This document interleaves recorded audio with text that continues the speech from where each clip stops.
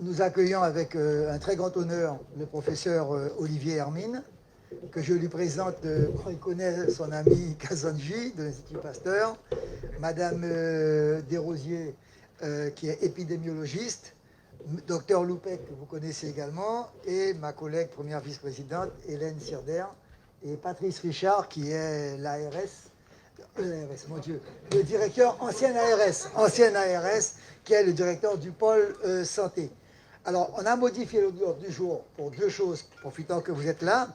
Le premier, c'est de faire un passage, alors excusez-nous, mais quitte à se revoir après, mais un passage, on va dire, synthétique, comme à l'université, pour Dr Burin qui nous a rejoint, pour expliquer un peu la méthodologie que vous proposez pour repérer les clusters.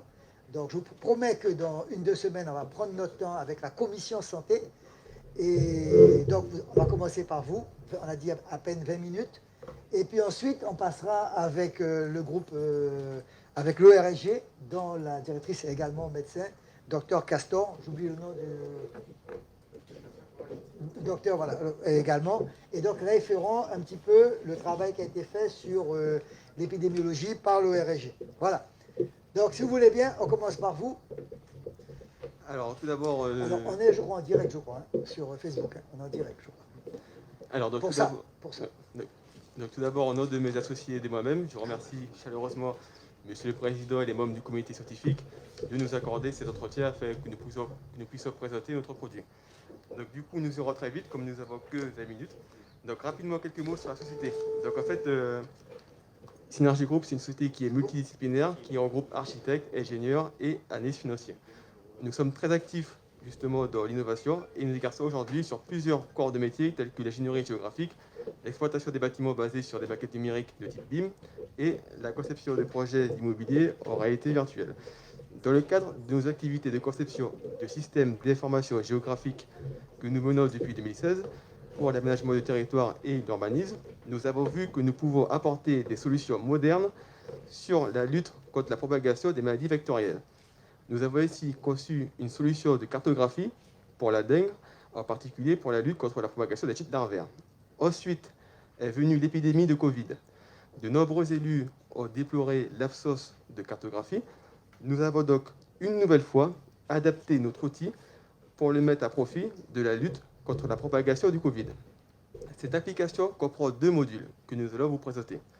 Le premier, qui est un module de cartographie, il permet de recouper de nombreuses informations géolocalisées entre elles. Le second est un algorithme de calcul qui détermine à partir de données anonymisées la localisation de quartiers sinistrés par des clusters. Donc, sans plus attendre, nous allons commencer par le premier module.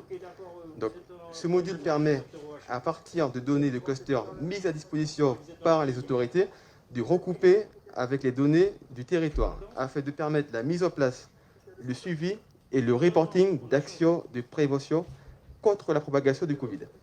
Les actions que nous recoupons ne sont bien sûr pas exhaustives. Nous ne sommes pas des médecins, nous ne sommes pas des experts médicaux, mais nous pouvons rajouter autant de données que nécessaire que le comité scientifique en jugera. À cet effet, nous avons jugé nécessaire, par exemple, de matérialiser le réseau d'assainissement collectif. En effet, il était découvert par de nombreux pays que la présence de traces de Covid dans les eaux usées. Nous pouvons donc matérialiser les poids de prélèvement et les résultats obtenus. Ceci permet d'avoir un indice sur la circulation du virus par quartier. Nous pouvons aussi afficher le nombre d'habitations par quartier et par cluster. Cela permet une meilleure planification des actions de prévention, comme par exemple l'aide alimentaire, la préparation du nombre de masques à distribuer, la préparation de campagnes de dépistage. Nous pouvons aussi afficher la présence de fontaines d'eau mises à disposition du public pour le respect des gestes barrières, comme se laver les mains. Et grâce aux données démographiques, nous pouvons déterminer la capacité des bâches qui sont associées à ces fontaines et suivre la consommation. Par exemple, ici, nous pouvons voir, à titre d'exemple, donc ça c'est un exemple qui est fictif, une fontaine qui est sous gestion de la CTG, qui a été mise à disposition voilà, date le 1er juillet 2020, et elle possède une capacité de 300 litres. Les actions de prévention peuvent désormais être matérialisées, localisées et datées sur la cartographie. Nous pouvons ici réaliser un véritable suivi de toutes ces actions. Cette matérialisation peut être aussi mise à des fins de communication. Par exemple, ici, on a un exemple qui est par exemple la distribution des masques, qui a été réalisée par exemple par l'équipe de M. Gérard en juillet 2017. Cette action s'est déroulée justement donc, sur la ville de Cayenne, au point qui est indiqué, et elle a été validée par l'autorité. Donc en fait, c'est des exemples qu'on recoupe les données de cluster, on matérialise les actions qui sont menées par le comité scientifique, on assure leur suivi, on les date, on les géolocalise.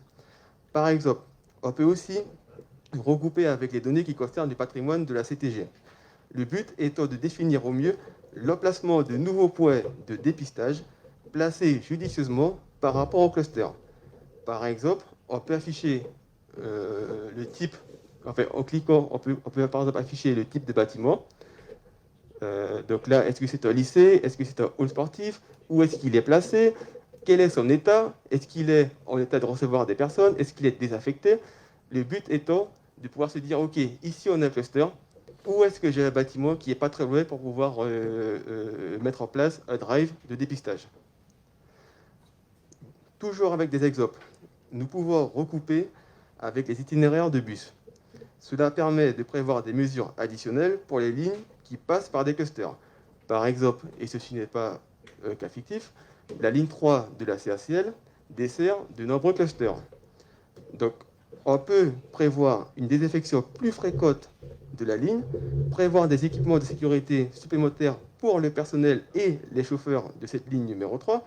Nous pouvons adapter l'itinéraire, supprimer temporairement des arrêts.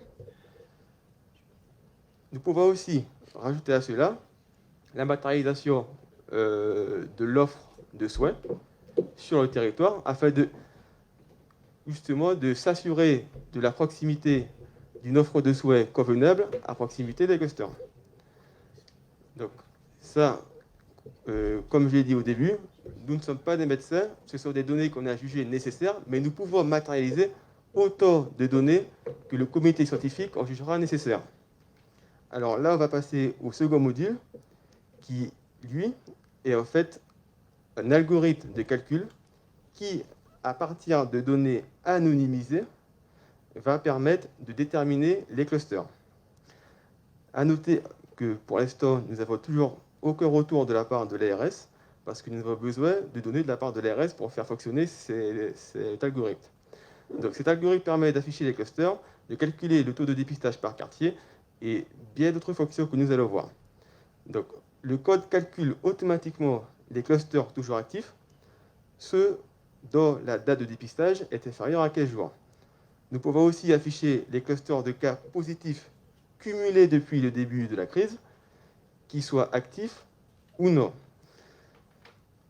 Le module permet également d'illustrer les cas négatifs. La densité de tests réalisés par quartier. De plus, ce module nous permet également de remonter dans le temps afin de visualiser comment le virus s'est propagé dans l'espace, mais également dans le temps. Donc là, par exemple, on a superposé des données qui sont, comme on n'a pas encore les données de l'ARS qui sont fictives, ou on a par exemple les données du 16 juillet et les données du 15 juillet, pour pouvoir voir l'évolution. Alors, nous pouvons également utiliser ce module à des fins de communication en réalisant des montages vidéo sur l'évolution du virus.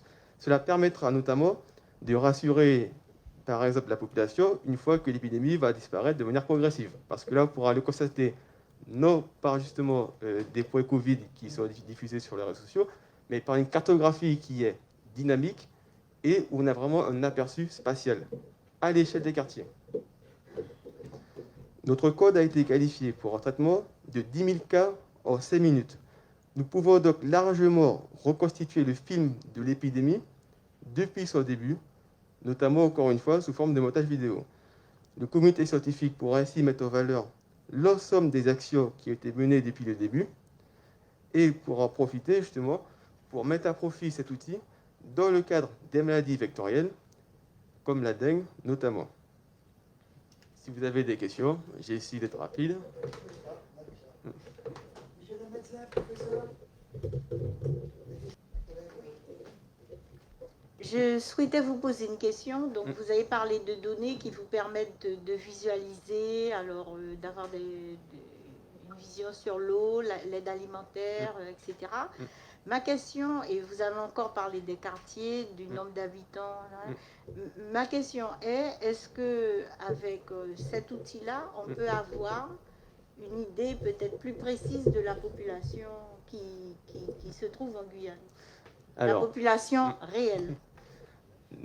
Non, parce qu'en fait, nous ici, c'est pour ça que j'avais dit la densité d'habitation, parce que nous, ce qu'on a, ce sont le nombre d'habitations et pas le nombre d'individus.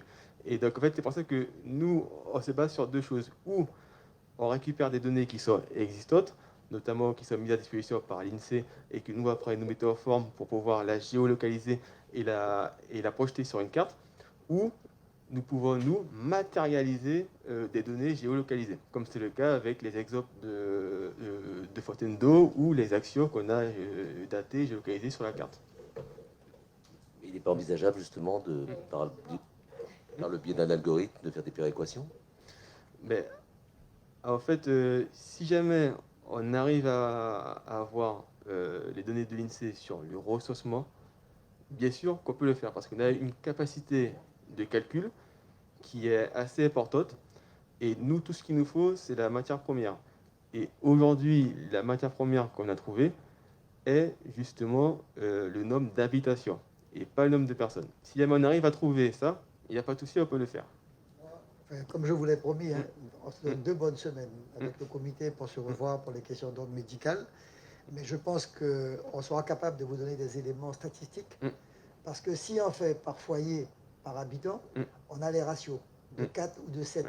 Donc, le recensement, comment il se réalise? Il se réalise per capita sur le terrain. Ça veut dire que la mairie envoie des enquêteurs qui sont habilités à relever dans le foyer le nombre de personnes. Et ça, j'ai été maire de Cayenne, on l'avait fait.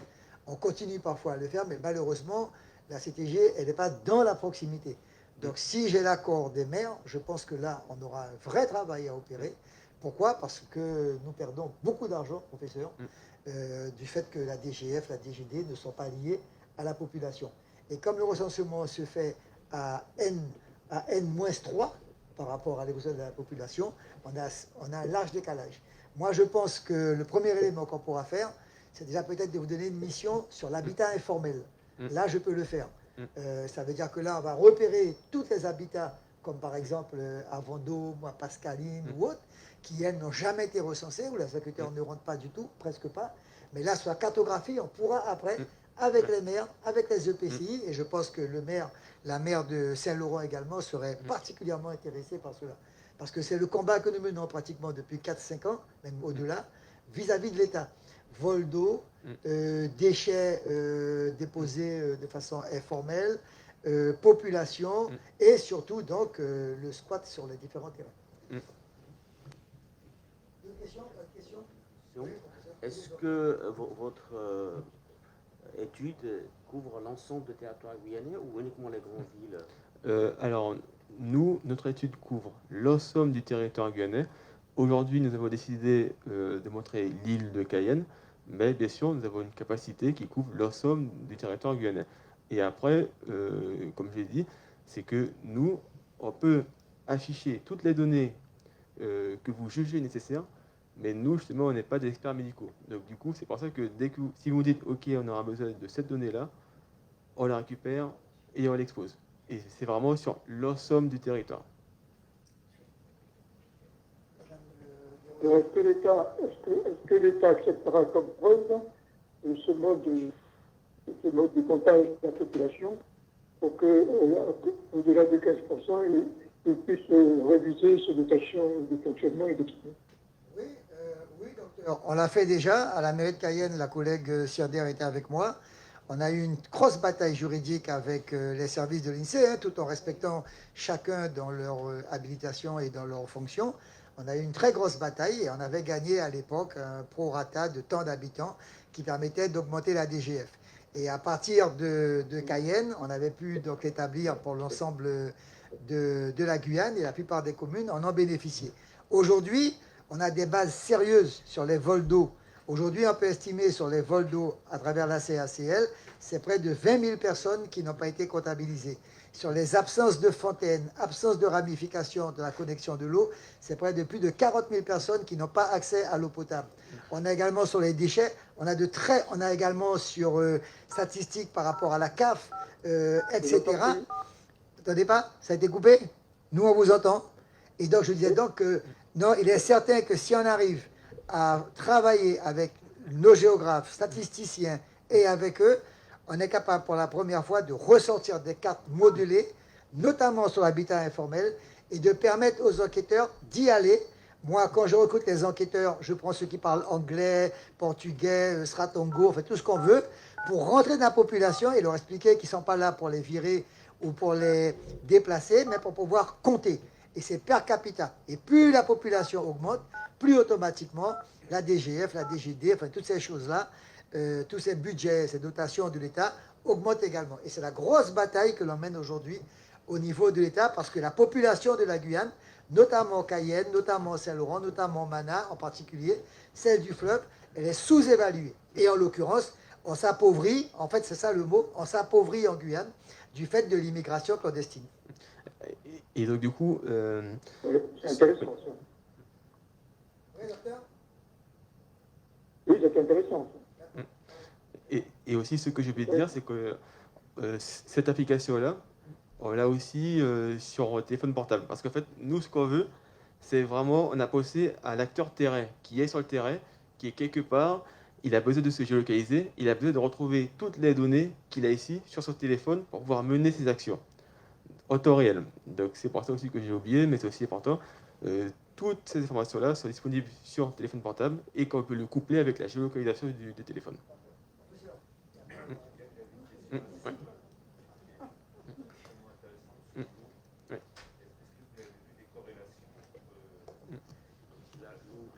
L'eau est contaminée et les clusters d'infection, quelle est la poule et quel est l'œuf, entre guillemets? C'est-à-dire, en gros, est-ce qu'il y a des clusters de personnes, peut-être des habitations qui ne sont peut-être pas aux normes, entre guillemets, vous avez d'excrétion de virus dans l'eau, et est-ce que cette excrétion virale, elle est responsable d'infection ou pas? Parce qu'aujourd'hui, on ne sait pas vraiment. Est-ce que vous pouvez regarder cette corrélation? Parce que je pense que c'est une question importante. Alors, deux choses. La première, c'est que pour l'instant, les données qu'on a sur les clusters sont celles qui sont rendues publiques. Donc, du coup, on n'a pas encore mené cette analyse-là, mais elle peut être faite de manière très rapide, parce que là, on voit le réseau collectif d'assainissement, et là, on voit également les clusters. Ce qu'on a observé, par contre, c'est qu'effectivement, on a des clusters là où on a une densité d'habitation qui est élevée. Ça, c'est une corrélation qu'on a vue. On a aussi recoupé avec, par exemple, les programmes de logements sociaux. On n'a pas vu vraiment de corrélation. Par contre, ce qui est prouvé, c'est la corrélation entre la densité d'habitation et justement la présence de clusters. Et pour les réseaux d'assistance collectif, il faut que l'on vérifie. Mais nous, en fait, ce qu'on voulait, avant de vraiment faire des analyses fines, c'était avoir plus de données. Et là, on pourra vraiment faire des analyses croisées. On a vraiment une capacité de calcul qui est assez importante. Et tout ce qu'il nous faut, c'est la matière première. Docteur Burin, pour expliquer qu'aujourd'hui, on a lancé une étude avec le CNRS.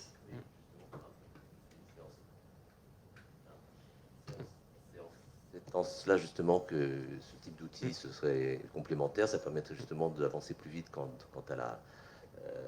aux réponses que posait justement le professeur Armin de manière très, très judicieuse. C'est qu'effectivement, on a lancé une étude sur comment s'appelle, le recueil de matériel génétique au niveau des eaux usées, et qu'effectivement, elle est basée sur cette intuition que ce serait effectivement intéressant de pouvoir détecter de manière présymptomatique l'émergence de clusters. Et pour ça, il va falloir justement le confronter à la réalité, et ce type d'outil permettrait de gagner énormément de temps en termes d'analyse et de certification de ce type de technique. Et un outil d'ailleurs après quant à la pérennisation de comment s'appelle zut, je suis fatigué, de la création de cartes et ainsi de suite éventuellement, si justement ça s'avérait être une bonne idée, eh bien, effectivement, ça permettrait de l'émulation de cartes sur la présence de virus, que ce soit celui du Covid ou que ce soit, par exemple, justement, les présences de dengue ou de grippe sur le territoire. Desrosiers, excusez-moi, tout à l'heure.